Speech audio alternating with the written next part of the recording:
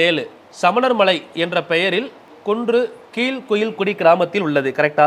சமணர் மலை என்ற பெயரில் குன்று ஒன்று கீழ்குயில்குடி கிராமத்தில் உள்ளது. சரி.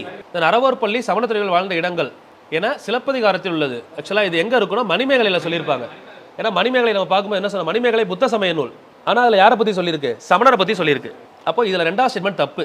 இது மணிமேகலைன்னு வரணும். ஃபர்ஸ்ட் ஸ்டேட்மெண்ட் சரி. அப்போ 1 மட்டும் சரி ஆன்சர். யாருடைய போதனைகள் தர்ம சக்கர பரிவர்த்தனா அல்லது தர்ம சக்கரத்தின் பயணம் என குறிப்பிடப்பட்டுள்ளது? புத்தர்.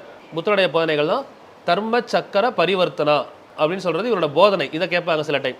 தர்ம சக்கர பரிவர்த்தனா அப்படிங்கிறது புத்தருடைய பிறப்பா இறப்பா போதனையா அந்த மாதிரி கொடுப்பாங்க. போதனை தான் தர்ம சக்கர பரிவர்த்தனா. அடுத்து 1வது புத்த சமய மாநாடு ராஜகிருகம்.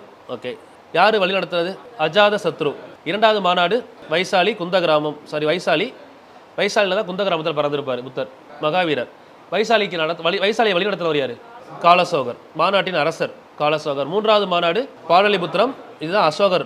4வது மாநாடு காஷ்மீர் குந்தலவனம். சரிங்களா? இதை வழி நடத்தினவர் கனிஷ்கர். இந்த மாநாட்டில் தான் என்ன ஆகும்? 2ஆக பிரிஞ்சிருக்கும். மகாயானம் ஹீனயானம். ஹீனயானம் முன்னாடி இருந்தது, இப்போ 2வது வந்தது மகாயானம். இந்த மகாயானம் அப்படிங்கிறது உருவ வழிபாடு.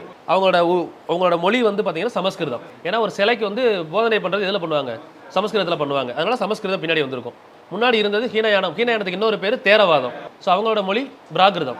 ஹீனயான புத்த சமயத்தை ஃபாலோ பண்ணவங்க மொழி பிராகிருதம். மகாயானத்தை ஃபாலோ பண்ணவங்க மொழி சமஸ்கிருதம். ஏன்னா உருவம் வந்ததுக்கப்புறம் சிலையை ஞாபகம் வச்சுக்கோங்க. சிலைக்கு எப்படியெல்லாம் வழிபாடு பண்ணுவாங்க, சமஸ்கிருதத்தில் ஓதுவாங்கல்ல, போதனை பண்ணுவாங்க. அதுதான் சமஸ்கிருதம் வந்திருக்கும். அதுக்கு முன்னாடி இருந்தது பிராகிருதம்.